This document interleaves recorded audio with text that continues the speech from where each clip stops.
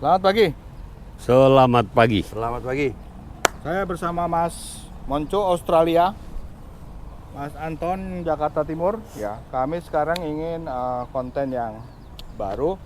Jadi kita tuh udah masalah ngobrol-ngobrol udah kita kurangin lah ya. Tapi kita akan menjelaskan tentang gerakan merpati putih atau jurus yang memiliki filosofi yang tersendiri. Oke. Untuk itu coba mari kita dengarkan dari obrolan mereka berdua. Cut. Kalau misalnya Itu di kayaknya, kan? merpati Boleh, putih itu ya, sebenarnya tujuan dari gerakan yang dicontohkan sama guru besar itu apa sih, Mas Anton? Mas Anton? Kalau kami berprinsip gini, waktu itu zamannya kami dilatih sama Mas Suci, itu memang waktu itu kan Mas Suci orangnya seperti berangasan segala macam. Jadi dia itu menampilkan gimana caranya supaya bisa bertahan hidup atau bertahan daripada segala sesuatu yang sifatnya betul-betul ada fight-nya. Jadi akhirnya kami terinspirasi dengan beliau nih.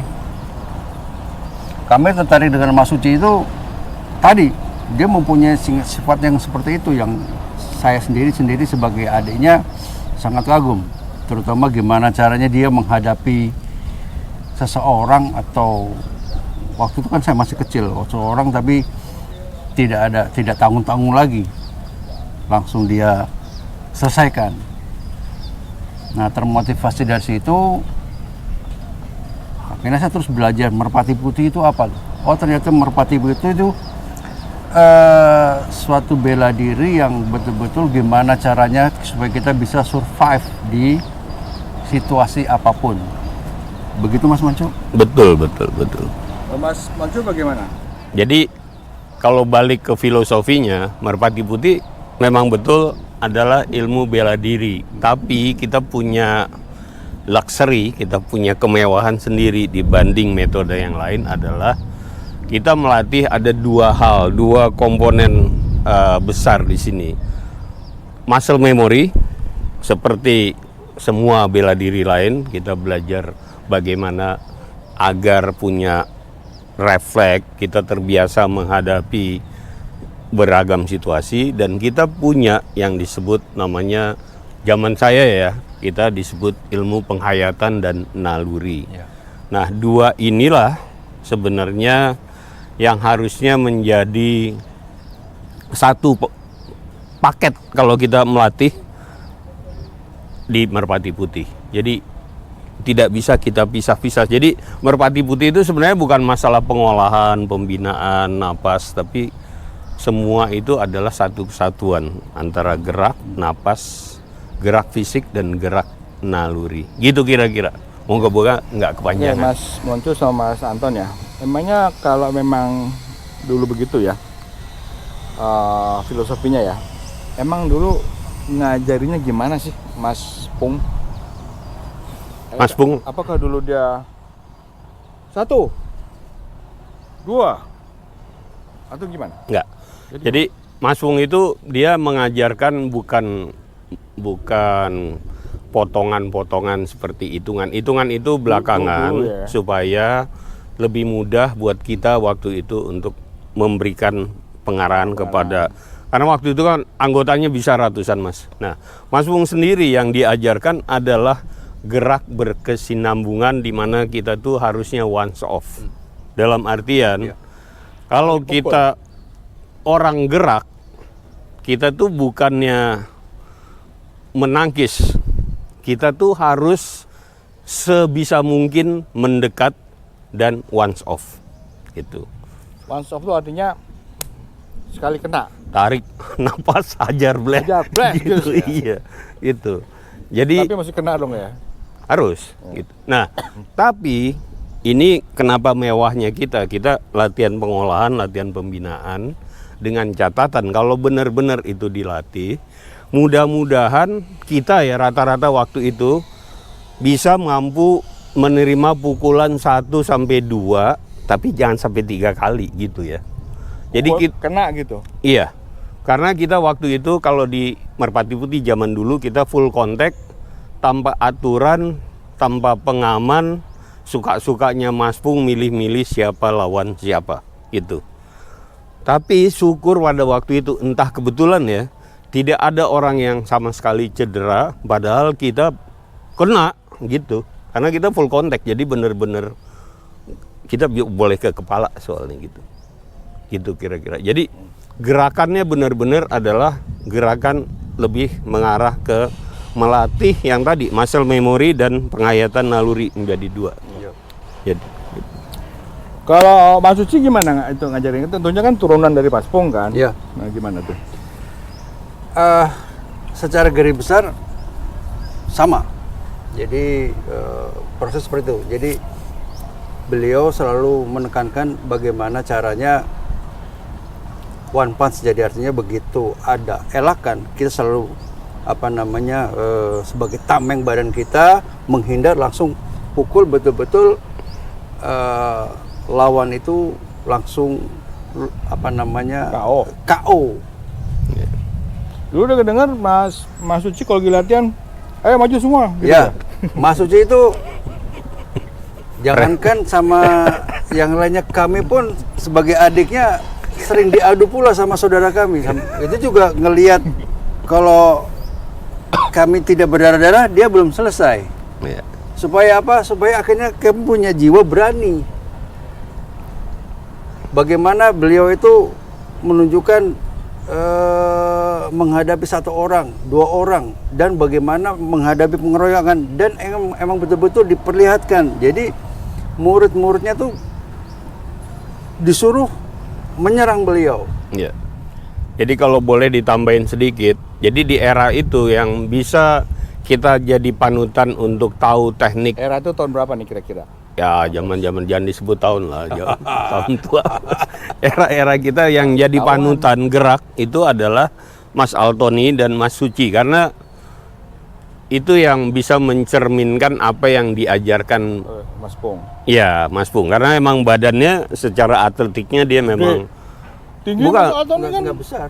Mas Altoni. bukan Altoni, Mas Altoni nggak gede. Mas Altoni hampir sama. Masa sama ya? Iya. Mas Khairul yang gede. Mas Khairul. Gitu. Nah, udah almarhum sekarang. Jadi mumpung beliau masih ada, sebenarnya mestinya apa istilahnya? Ajak ngobrol lah ya. Bukan direkam lagi, jangan sampai, karena ini hemat saya jujur ya. Ada banyak gerak-gerak Merpati Putih itu berubah, Mas. Iya. Dari apa yang kita tahu gitu ya. Iya. Jadi ya moga-moga bisa. Iya. Ini mah. Dengar-dengar dulu pernah ya dimasukin di ruangan, dimatiin lampunya, terus suruh mukulin. Ya satu itu orang. yang disebut gerak penghayatan. Betul. Jadi kita dulu belum mengenal namanya istilah getaran, lebih disebut penghayatan. Jadi satu hal yang kalau boleh saya mau tambahkan, Mas Pung itu benar-benar mengajarkan, dulu kenapa saya benar kagum sama Merpati Putih, karena filosofi rangkaian gerak bebas. Mas Pung bilang begini, setiap orang punya bukan style, punya jiwa gerak dia sendiri gitu. Sehingga kalau kita ajarkan dia harus maksa gerak ini, belum tentu dia bisa advance mastering gerakannya. Jadi rangkaian gerak bebas itu adalah kita secara individu, walaupun kita tahu leye, serimpet, potongan, tepakan dua atas segala macam, tapi kita memilih rangkaian kita sendiri yang cocok dengan anatomi badan kita gitu loh. Ya. Itu menurut saya cakep, bener gitu. Gitu kira-kira. Ya Mas Anton. Iya, betul. Gerakan, makanya di Merpati Putih itu kenapa saya selalu fokus di Merpati Putih, teknik Merpati Putih. Walaupun saya melihat bela diri lain, tapi saya bukan sebagai ini, hanya sebagai pembanding saja. Di mana kekurangannya bela diri Merpati Putih, di mana kelebihan Merpati Putih, itu yang akan saya fokuskan. Karena apa, Merpati Putih sendiri menurut saya luar biasa, betul apa dikatakan Mas Moncu. Jadi yang lebih fokus gerak naluri atau gerakan gerak bebas itu yang menjadi senjata utama. Kenapa senjata utama? Ini akan menjadi sifat kita pribadi, kekuatan kita pribadi. Oh, kita punya seperti ini, orang lain nggak bisa melatih seperti itu. Bisa melatih hanya bentuk dasar atau rangkaian-rangkaian lain. Tapi kalau pada saat gerakan naluri atau gerak bebas, itu stylenya masing-masing. Iya. Yang nantinya bisa kita pergunakan untuk survive artinya untuk di pertandingan baru untuk keadaan di luar. Itu saja. Makasih. Selanjutnya kita akan lihat contohnya. Oke, cut. Ya, Mas Anton ya. Ya. Sebenarnya yang harus dilatih ya, supaya dia muncul naluri itu, apa sih yang tidak boleh atau yang harus dikerjakan supaya kan gini, orang itu tidak pernah kuda-kuda rendah, orang itu tidak pernah melakukan pukulan yang bagus, kan nalurinya jelek, ya kan? Itu harus apa yang di dasar saat itu harus dilatih benar dari kuasai apa Pak? Kalau menurut saya, pertama pemahaman dasar dari gerakan-gerakan itu sendiri.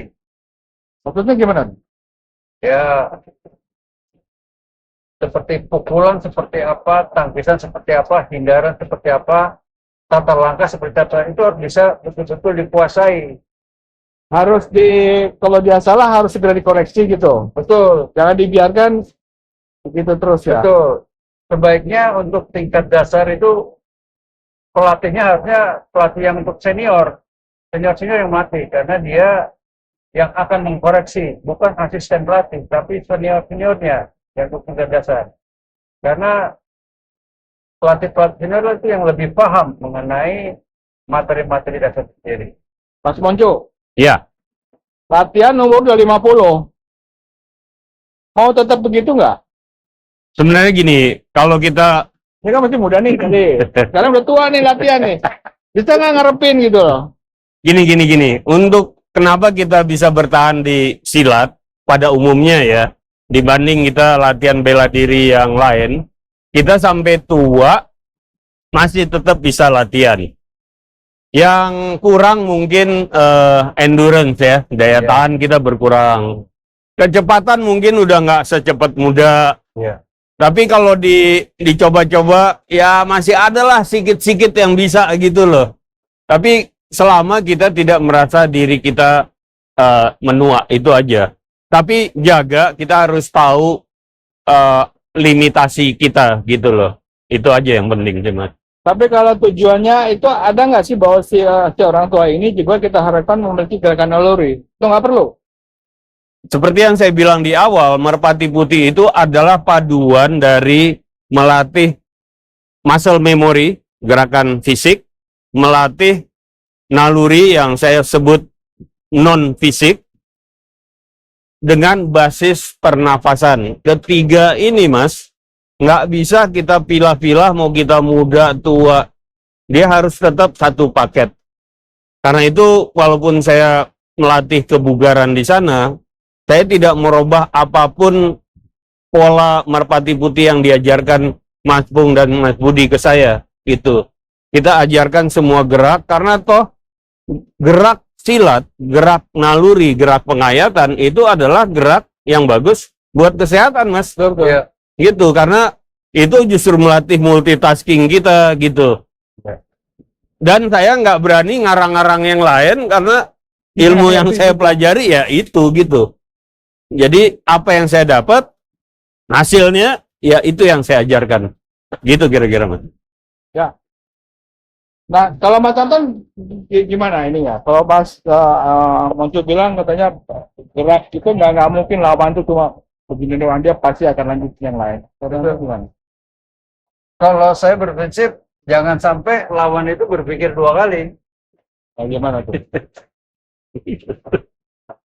Kurang maju kan? Karena kalau lawan berpikir dua kali, dia akan banyak yang akan dia pakai.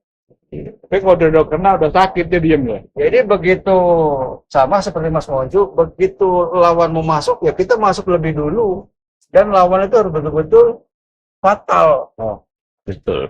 Itu makanya gerakan Mas Anton banyak yang Iya. yang Ya begitu udah dapat ya kita fatalkan, Iya. masuk.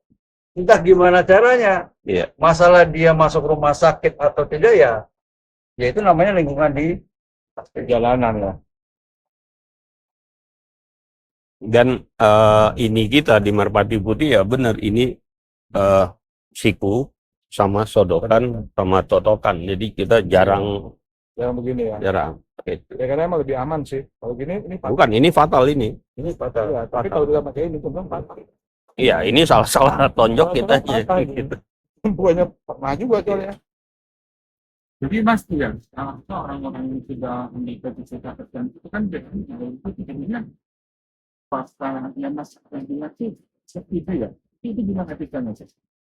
Jadi kalau kita balik lagi ke dasar tadi tentang filosofi rangkaian gerak bebas, agar setiap kita di Merpati Putih mengembangkan jati diri gerak kita sendiri, naluri juga begitu ditambah. Artinya pada saat kita selesai kombinasi dua, jujur,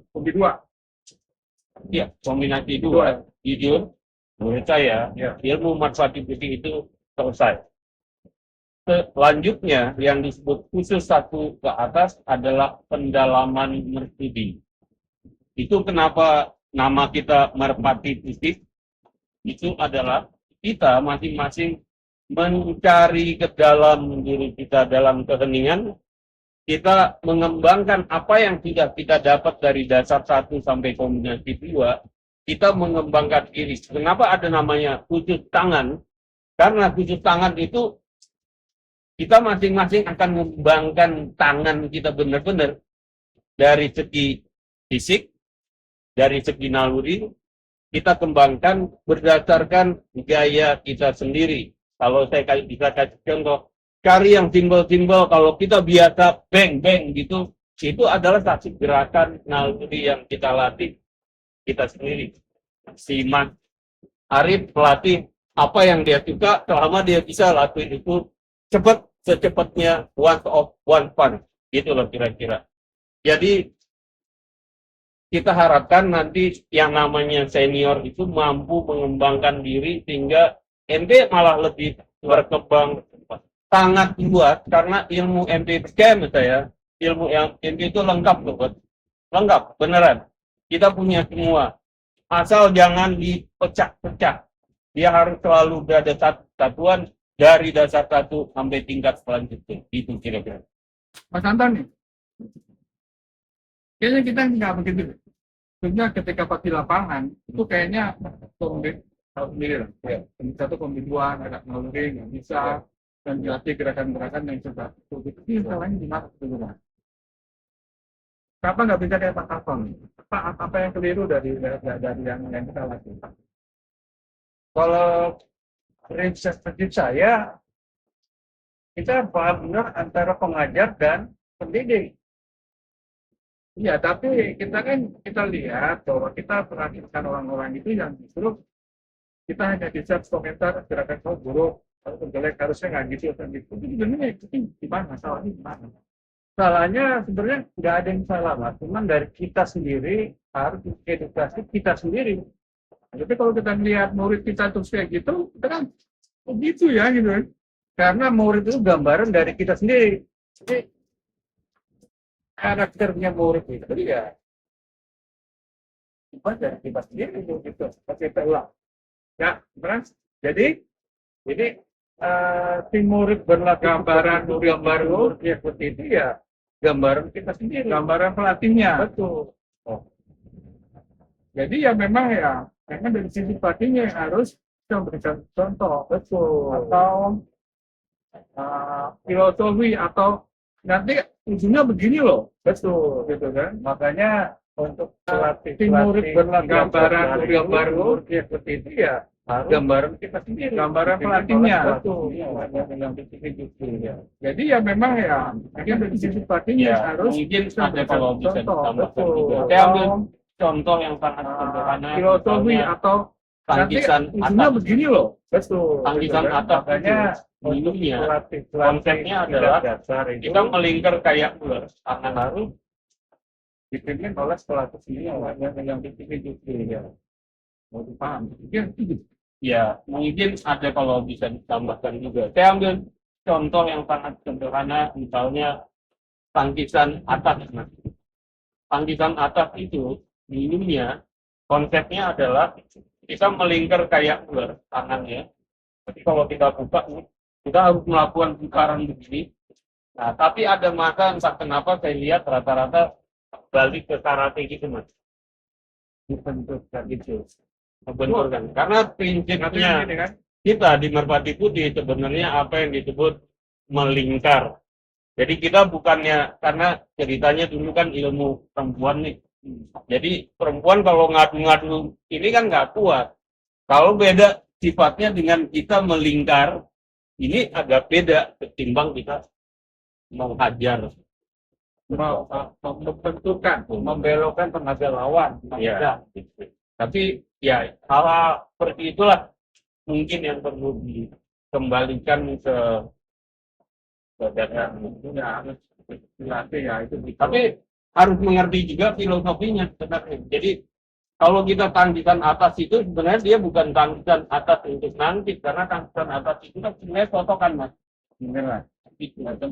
Jadi kalau kita, jadi gini, kalau di sebelah ini, Ya jangan bergerak pokoknya. jadi misalnya, misal mas Ansel, ya, Itu dicari gitu. nah, yang diajarkan oleh Mas Kong adalah kita kalau berhadapan sama orang, kita nggak usah mikirin orangnya. Yang kita pikirin adalah Hidungnya. udah kita mikirin matanya, kita mikirin ininya.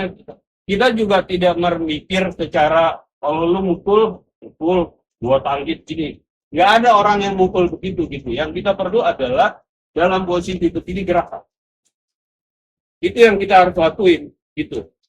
Jadi saya nggak peduli apa yang dia lakuin, gerak mas. Saya nggak peduli apa yang dia, karena saya biarin aja kena. Jadi kalau kita pelan nih mas ya, nah ini kena, nggak apa-apa. Itu gunanya kita kepala kemungkinan mas, kuat ya. Selama 2 kali ya, jangan 3 kali mati gitu. Ini kena, oke, nggak apa-apa karena kita mesti dekat. Jadi Merpati Putih itu. Karena apa? Kalau kita melatih, kalau kita melatih, betul, tangkis. Nggak ada orang yang mukul begitu, kan tuh begini kan. Itu kan dia habis coba itu lagi. Ya ada sekali ya. Maksudnya gini ya. Iya, aku balik. Lu tendang lagi ya. Belum tendang, belum dia cuma mancing Ya doang. udah maju aja, crack gitu ya. Jadi itu yang disebut ilmu naluri. Karena naluri kita lah, misalnya kita berhadapan gini, kita bukan mikirin, oh gue kena pukul enggak. Yang kita pikirin adalah naluri kita, gerak. Ini adalah titik yang kita pikirin. Ya belum apa-apa loh. Nggak peduli, begitu. Jadi syaratnya, jadi syaratnya kalau nggak kita lari, jadi jarak perlu. Kalau bisa lari, kalau enggak dia gerak. Itu gitu. Ya, sekarang kita akan lihat contoh-contoh gerakannya langsung ya. Oke, karena ini butuh gerakan, saya akan pegang kamera. Oke. Coba contoh gerakannya aplikatif, Mas. Mas Monco apa? Dua. Oh.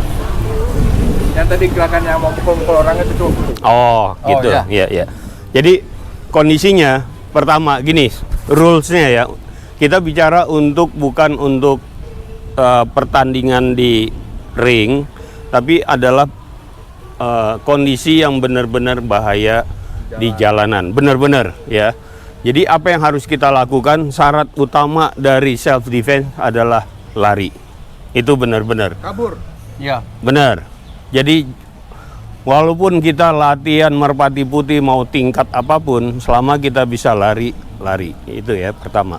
Kalau kita nggak bisa lari, kondisi kita adalah kita harus mengerti konsep apapun. Kita harus, ini bahasanya nggak bagus, adalah hanya kita akan killed or to be killed. Bahasa Indonesianya nggak bagus lah ya. Ya, mati atau enggak. Itu satu. Kedua, mental yang harus kita jaga adalah kemungkinan kita mati 90%, kemungkinan kita bisa matiin orang 10%. Karena biasanya kriminal, penjahat itu orang nggak main-main juga gitu loh. Dia bukannya datang dari depan begini, dia datang dari belakang, dia bawa pisau langsung begini. Jadi anggapan kita udah hampir mati. Artinya jarak dekat adalah kemungkinan kita hanya chance kita untuk masuk. Nggak bisa. Jadi satu-satunya cara adalah pada saat kita nggak bisa lari, kita benar-benar minta gemeteran, minta maaf. Tapi kita jaga, kita lihat ini daerah masuk adalah kita. Nah, pada saat ini, disinilah gunanya kita memvisualisasikan target yang benar-benar kemaluan, dengkul, tergantung fisik, apa ini bagian sini, bagian pelipis, tergantung. Itu yang kita visualisiin benar pada saat gini, gerak mas. Itu yang harus kita lakukan secepatnya, gitu ya. Atau kembali lagi, berdiri biasa aja mas. Nah, dalam kondisi begini, dia ngancem. Ya, nah, dalam kondisi begini yang kita lakukan adalah gerak mas. Saya harus selalu mendekat, apapun saya harus mendekat. Mau kita ditusuk di sini, nggak apa-apa, gitu loh. Tapi yang saya lakukan adalah saya gitu kira-kira. Itu kira-kira. Mas Anton gimana? Saya setuju sekali. Emang seperti itu. Jadi Coba mas, kalau Mas Anton biasanya ini sikutannya coba gimana? kalau dari kami sama seperti Mas Moncu, ketika lawan itu akan serang, kita lebih dulu masuk. Ini kan banyak peluang-peluang untuk kita menyerang, tapi menyerangnya bukan kita menyerang ringan. Ini bagaimana caranya kita langsung membunuh atau melumpuhkan. Jadi siap. Pada saat dia leyek, ini masuk kemaluan pukul, ini tarik atas lagi. Ini bisa juga kita bantingkan. Ya. Itu di Merpati Putih ada nggak? Tidak ada, itu naluri dari kami pribadi karena berlatih. Tapi gerakannya Merpati Putih, tidak Iya. ada yang meleset. Betul. Jadi setiap kali kita gerakan karena kita punya insting bagaimana cara semuanya Mas Moncu serang saya terserah, serang hop. Ini udah siap. Nah pada saat seperti ini gerak refleks. Ya. Jadi kita jangan sekali-sekali melatih di apa istilahnya, diatur Iya. apa istilahnya, di koreografi. Mas pukul saya, pukul, nanti saya tangkis. Itu nggak akan terjadi di jalanan. Itu yang mesti kita mengerti. Di jalanan dia datang dari belakang, dia juga datang juga tiba-tiba, dia nggak akan baik-baik misalnya. Iya betul. Gimana dari posisi seperti ini, pas minta maaf Pak, seperti ini. Kita begini nih, ada caranya pas minta maaf Pak, tapi ini bisa masuk. Minta maaf Pak, ini bisa masuk. Iya. Saya lebih tertarik main Iya. sikut. Jadi MB bisa dibilang kita tuh sebenarnya fight jarak dekat. Itu kenapa kita mecah-mecahin benda keras. Kita pakai sikut kita pakai sodokan. posisi. Itu semua hanya bisa kita lakukan dalam jarak Yang dekat. Dan satu hal lagi, kalau sasaran kita di sini berarti kita mukulnya ke sana. Itu yang penting. Sama waktu pemecahan kan begitu. Kalau sasaran kita di sini, kita mukulnya sebenarnya jauh. Jadi itu yang disebut all out. Terima kasih.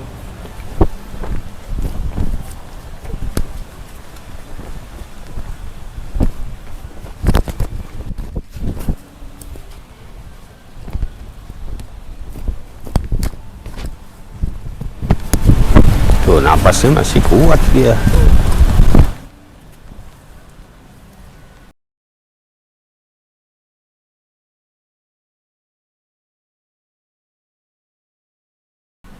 Ya.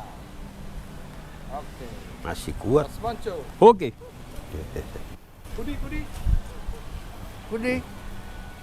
Udah ya? Mulai kapan saja.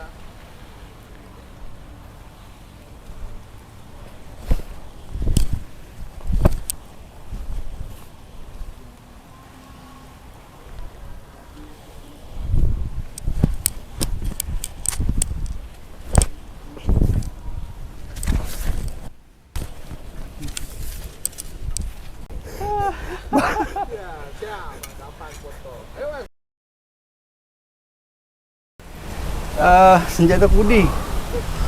Apa sih senjata kudi? Kita coba nih. Cara memegangnya juga harus perhatikan. Jempol masuk, jari masuk, ini putar. Ini bisa ke pro.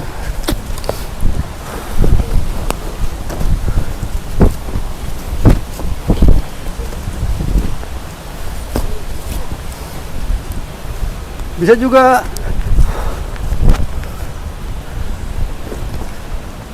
ya seperti itu salah contoh.